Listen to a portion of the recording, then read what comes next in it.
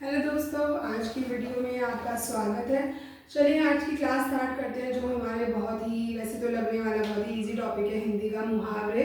लेकिन थोड़ा सा जब अर्थों का मतलब ना समझ आए तो फिर वाक्य बनाना भी मुश्किल हो जाता है। तो सबसे पहले हम ये सोचे पढ़ेंगे कि मुहावरे होता क्या है, उनको हम इस्तेमाल करने की क्या ज़रूरत है, और हमारे कौन कौन से वाक्य हैं, कौन कौन से मुहावरे हैं, उनका अर्थ क्या है। तो मैंने यहाँ पे कुछ मुहावरे आपके लिए लिस्ट डाउन करे हैं ताकि मैं आपको उनका अर्थ बता सकूँ और कैसे हम उसको वाक्य बनाने में इस्तेमाल करते हैं वो समझा सकूँ। ठीक है, तो सबसे पहले हम ये जान लेते हैं कि मुहावरे होता क्या है। तो चलो एक काम करो, अभी जब भी लंच डिनर जब भी करोगे ना, अपनी मम्मा को बोलना बस जो भी सब्जी बनाया उसमें नमक डाल के दे दे। स्वाद लगेगी? तो नहीं लगेगी ना। अगर तुम जाके अपने बर्थडे की ड्रेस लेके आओगे तो एक सिंपल सा ब्लू कलर का प्लेन फ्रॉक ले आना बस कॉटन का, अच्छा लगेगा बर्थडे पे? नहीं लगेगा ना। तो कुछ तो चाहिए ना जो सुंदर लगे, टेस्ट में अच्छा लगे। वो क्या है? वो मसाले हैं सब्जियों में, है ना। और आपके ड्रेस में क्या है? आपकी डेकोर सजावट है, सुंदरता, सुंदर ड्रेस बनाने के लिए उसमें आप अलग अलग तरीके के जो काम हुए रहते हैं ड्रेस पे वो है। तो उसी तरीके से हमारी भाषा है ना, उसको सुंदर बनाने के लिए, आकर्षक बनाने के लिए हम मुहावरों का यूज़ करते हैं। ठीक है, सिंपल सी बात है, मुहावरों का प्रयोग बस भाषा को सुंदर बनाने और आकर्षक दिखने के लिए इस्तेमाल किया जाता है। ठीक है, जैसे मुहावरे का लिखने का जो तरीका है, अगर हम बात करने के तरीके की बात करें ना, अगर कि मैं आपसे बात कर रही हूँ तो साधारण तरीके से भी बात कर सकते हैं, हम साधारण तरीके से भी बात करते हैं। बट बात करने के हमारे दो तरीके होते हैं। एक तो होता है साधारण बात, साधारण तरीका, है ना, और एक होता है विशेष तरीका। ठीक है, इसी तरीके से जैसे साधारण तरीके की मैं अगर बात करूँ, एक साधारण तौर पे मैं ये बोलूँ कि मुझे मेरा या मुझे मेरी बेटी बहुत प्रिय है। सिंपल। इतना मज़ा नहीं आ रहा सुनने में कि मुझे मेरी बेटी बहुत प्रिय है, मतलब अच्छा तो ऑब्वियसली है, बट अगर कुछ चांद सितारे लगा देती तो वो चमक जाते हैं ना और भी। तो वो चांद सितारों का काम कैसे होता है? अगर मैं ये बोलूँ कि मेरी बेटी मेरी आँख का तारा है। ओ गॉड, अब तो ये लगाने के बाद ना ऐसा लग रहा है जैसे बेइंतहा मोहब्बत है मुझे, है ना, अपनी बेटी से, जो कि है भी। ठीक है, मेरी बेटी मेरी आँख का तारा है। तो यहाँ पे ना जो मैंने भाषा यूज़ की थी ना, सिंपल सी साधारण सी, कि मुझे मेरी बेटी बहुत प्रिय है, वो मैंने आँख का तारा लगा के ना बहुत ही सुंदर सा एक आकर्षित वो बना दिया है, मोहब्बत ना मेरी उसको आकर्षित कर दी है। ठीक है, सजा दी है। तो ये जो मुहावरा है ना आपका आँख का तारा, वो क्या कर रहा है? वो आपके भाव को, जो साधारण सा था, उसको चमका दे रहा है, उसको आकर्षित कर दे रहा है। ठीक है, सिर्फ इतना सा ही है अपना। जैसे एक तो मैं एक बहुत ही अच्छा सा सेंटेंस आपको बता सकती हूँ, एक साधारण और एक विशेष वाक्य के ऊपर। जैसे अगर मैं ये बोलूँ कि अरे भारत ने क्रिकेट मैच में आज पाकिस्तान को हरा दिया, साधारण सी बात है, खुशी तो बहुत हो जाएगी इससे बहुत लोगों को, है ना। अगर मैं ये बोलूँ अरे तुझे पता है भारत ने तो छक्के छुड़ा दिए पाकिस्तान के, है ना, तो इन दोनों में क्या फर्क है? बात वही कही मैंने, ठीक है, बट जो वो छक्के छुड़ा देने वाली बात आई ना, उसने क्या कर दिया? इमोशन को डबल कर दिया, है ना। तो इसलिए मुहावरों का इस्तेमाल जो है वो विशेष करने के लिए ही है, मतलब आकर्षण बढ़ाने के लिए है, सजाने के लिए है। तो ये हमारा हो गया मुहावरे और मुहावरों का इस्तेमाल। ठीक है, अब हमारे कुछ मुहावरे मैंने यहाँ पे लिखे हुए हैं ताकि आप लोगों को मैं उनका अर्थ बता सकूं और उनको यूज़ कैसे करना है वाक्य में वो समझा सके। ठीक है, तो पहला जो हमारा वाक्य मुहावरा है वो है नाक रगड़ना। ठीक है, नाक रगड़ना का मतलब क्या होता है? नाक रगड़ने का मतलब होता है माफ़ी मांगना। माफ़ी मांगना। अब इसको हम वाक्य में कैसे प्रयोग करेंगे? अब जैसे सिचुएशन ले लेते हैं कि एग्ज़ाम्स चल रहे हैं और बच्चे पेपर दे रहे हैं और एक बच्चा पकड़ा गया चीटिंग करते हुए, है ना। तो टीचर ने उसकी शीट छीन ली, तो वो क्या करेगा? टीचर से सॉरी सॉरी सॉरी सॉरी, माफ़ कर दो माफ़ कर दो माफ़ कर दो, ये करेगा ना। तो हम इसको कैसे बनाएंगे, हम इसको ऐसे बनाएंगे कि एक विद्यार्थी ने अपनी अध्यापिका के सामने नाक रगड़ दी, ठीक है, नाक रगड़ दी मतलब माफ़ी मांगी, माफ़ी मांग मांग के बुरा हाल कर दिया टीचर का कि भाई तुम ले ले अपना पेपर जा, ठीक है। तो नाक रगड़ने का मतलब क्या हो गया, जब आप कुछ गलती करने के बाद बस बहुत ज़्यादा माफ़ी मांगो, बार बार बार बार माफ़ी मांगो, नाक ही रगड़ दो अपनी माफ़ी मांग मांग के, तो उसको क्या कहते हैं, हम नाक रगड़ना बोलते हैं। सही समझ आया। अच्छा, दूसरा क्या है, अपने मुंह मियाँ मिट्ठू बनना।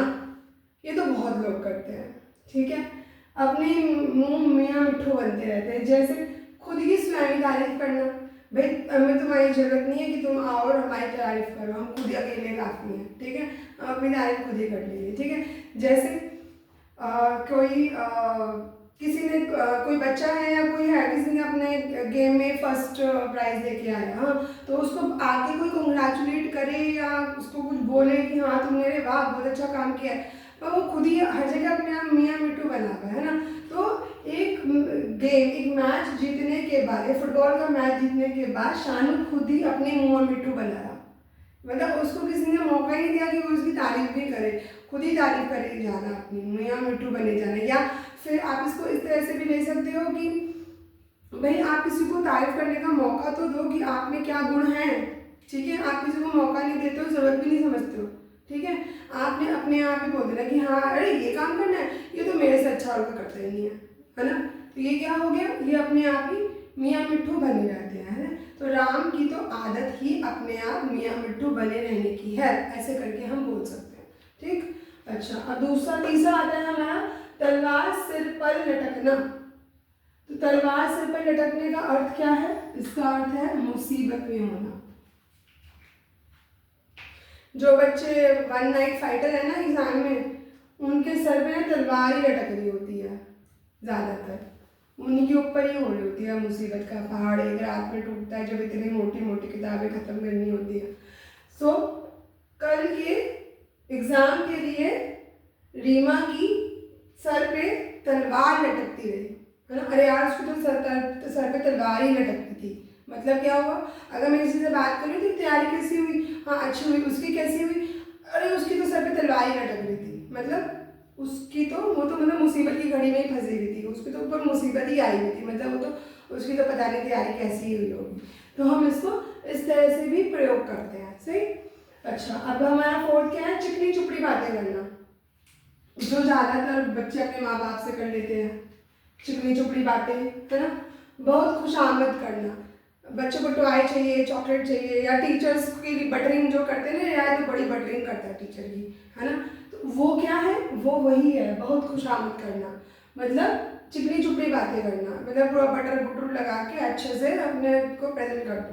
तो वो तो कुछ या बोलो आप कि नेहा ने अपनी माँ से एक टॉय लेने के लिए, एक खिलौना लेने के लिए बहुत चिकनी चुपड़ी बातें करी, ठीक है।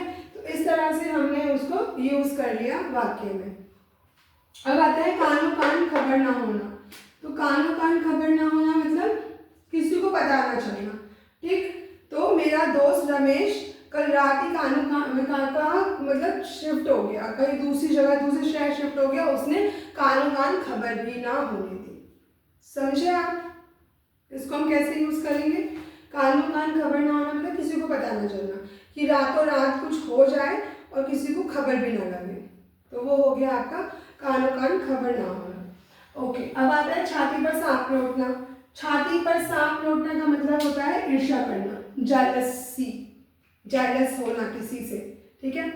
इसका हम प्रयोग कब करते हैं, जब हम किसी को देख के चिढ़ते हैं, जेलस करते हैं, भाई किसी के सामने किसी ने किसी की फर्स्ट पोजीशन आ गई किसी चीज़ में, आपकी नहीं आई तो अच्छी बात है, हो सकता है आप कि और अच्छी आई हो उससे थोड़ा कम है, लेकिन अपनी खुशी को ना देके, अपने पास जो है उसको ना देके हम दूसरे से जो ज़्यादा चिढ़ते हैं, ईर्ष्या करते हैं, उसको हम कहते हैं छाती पर सांप लौटना, है ना।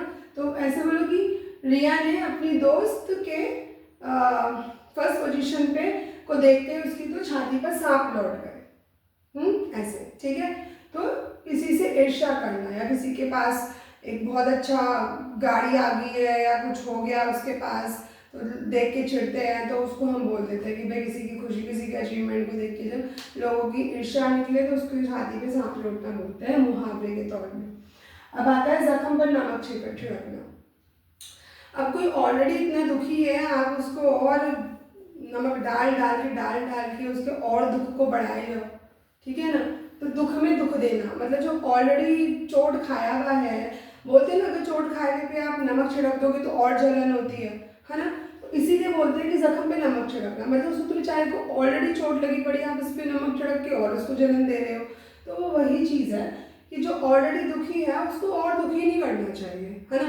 तो ऐसी बातें में तो इस तरह से हम इसको वाक्य में किस तरह से प्रयोग करेंगे कि मेरे दोस्त की एक प्रिय किताब खोने पे मेरे प्रिय दोस्त की एक किताब खोने पे रमन ने उसके जख्म पे और नमक छिड़क दिया। मतलब उसकी तो किताब खो गई थी, उसको वो और आके पूछ रहा है, अरे तेरी किताब मिली, अरे वो तो मैंने वहाँ पे देखी थी, ऐसे ऐसे कर करके कोई मतलब उसे और चिढ़ाया जाए। वो ऑलरेडी बेचारा परेशान है, उसको और आप वो करे जा रहे हो, तो उससे क्या होता है वो और ज़्यादा परेशान हो जाएगा। तो उससे क्या होगा, इसको हम ऐसे यूज़ करते हैं। अब हाथ पाँव मारने का मतलब होता है बहुत प्रयत्न करना। बहुत प्रयत्न करना मतलब बहुत मेहनत करना, है ना, किसी चीज़ के लिए हाथ पाँव मारना। तो इसमें हम कहते हैं कि इसको हम कैसे सेंटेंस में प्रयोग करेंगे अपना हाथ पाँव मारने के लिए। हम बोले कि एक जैसे सपोज करो कि कोई डॉगी है, ठीक है, और वो किसी गड्ढे में गिर गया, है ना। तो वो बाहर आने के लिए क्या करेगा, वो हाथ पैर मारेगा ना, है ना, बहुत मेहनत करेगा ना बाहर निकलने के लिए। तो एक सड़क पर एक कुत्ता बाहर निकलने के लिए हाथ पाँव मार रहा था।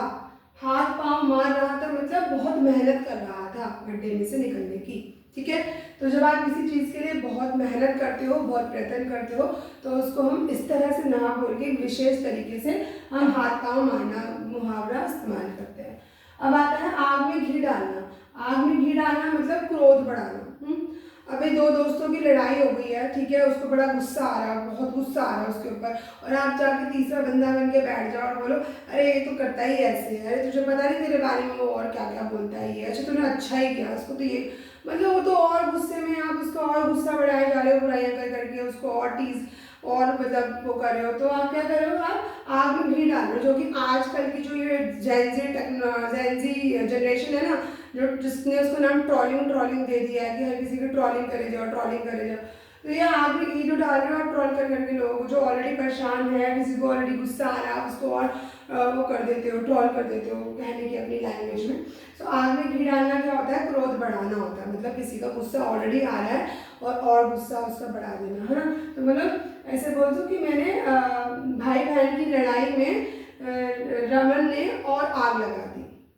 भाई बहन की तो ऑलरेडी लड़ाई हुई भी थी, उसमें तीसरे बंदे ने आके उसमें और आग लगा दी, मतलब और उनकी लड़ाई बढ़ा दी और उनका गुस्सा बढ़ा दिया, ठीक है।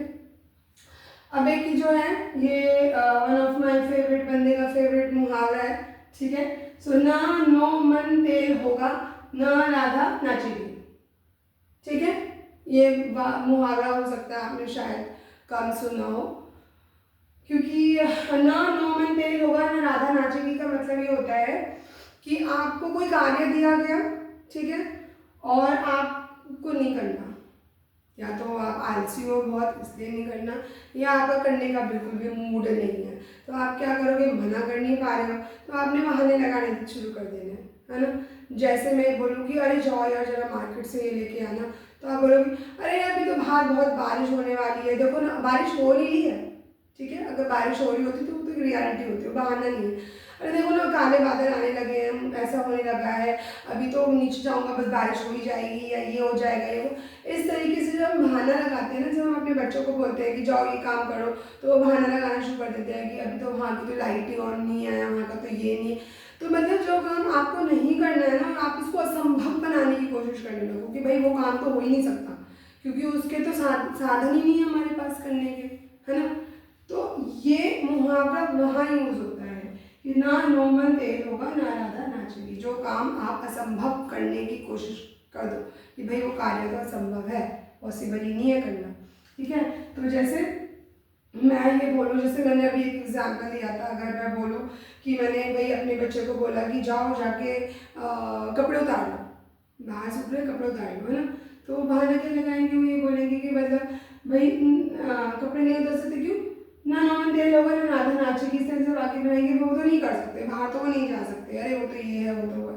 तो इस तरीके से जो असंभव बना देना कार्य को, वो मुहावरा महाप्रयोग होता है। ठीक है, तो हमने क्या पढ़ लिया आज की क्लास में? आज की क्लास में हमने ये पढ़ लिया कि मुहावरे होते क्या हैं, है ना। मुहावरे क्या होते हैं? मुहावरे बस आपकी भाषा को आकर्षित बनाने के काम आते हैं। ठीक है, साधारण बात कैसे हम उसको विशेष तरीके से बोल सकते हैं, वो आपको मैंने मुहावरे से सिखा दिया।